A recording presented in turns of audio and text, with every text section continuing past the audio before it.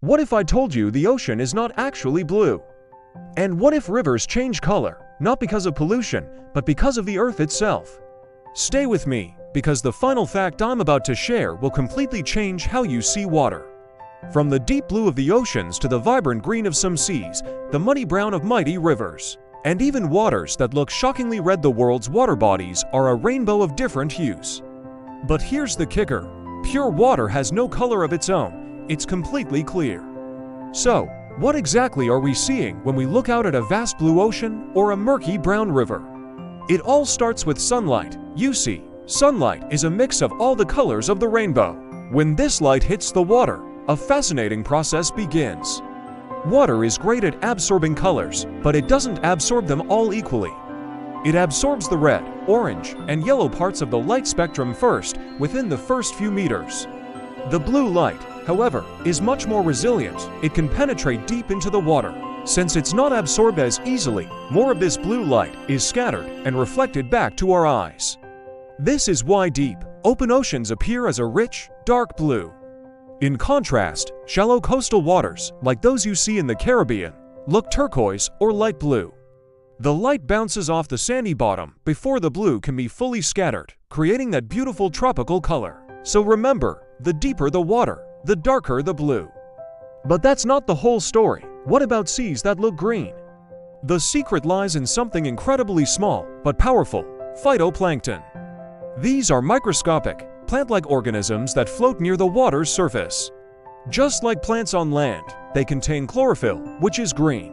When phytoplankton are present in huge numbers, they change how light is absorbed and reflected.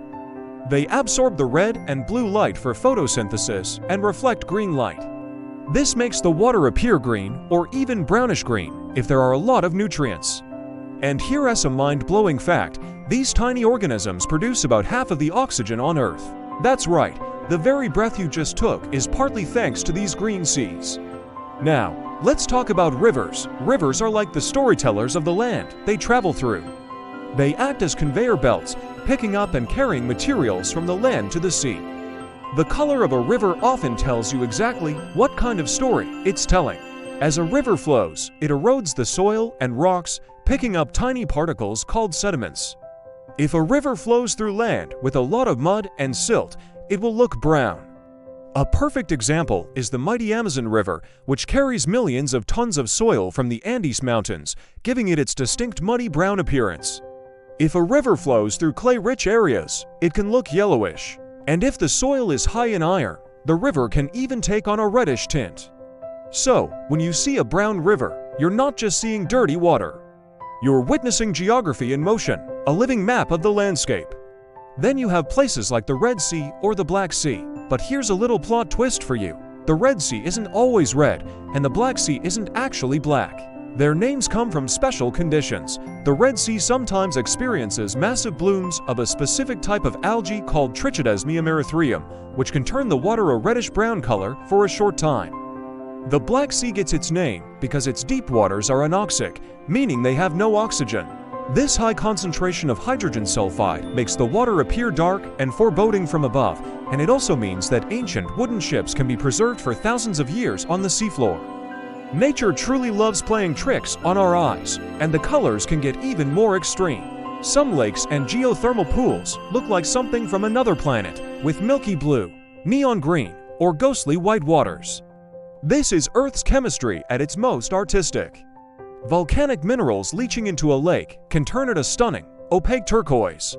High levels of sulfur from geothermal vents can create otherworldly shades of yellow and green. And extreme geology, like high concentrations of calcium carbonate, can make water look like spilled milk. It's a reminder that our planet is a dynamic, living laboratory, constantly painting its own landscape. But here is the single most important and shocking truth of all.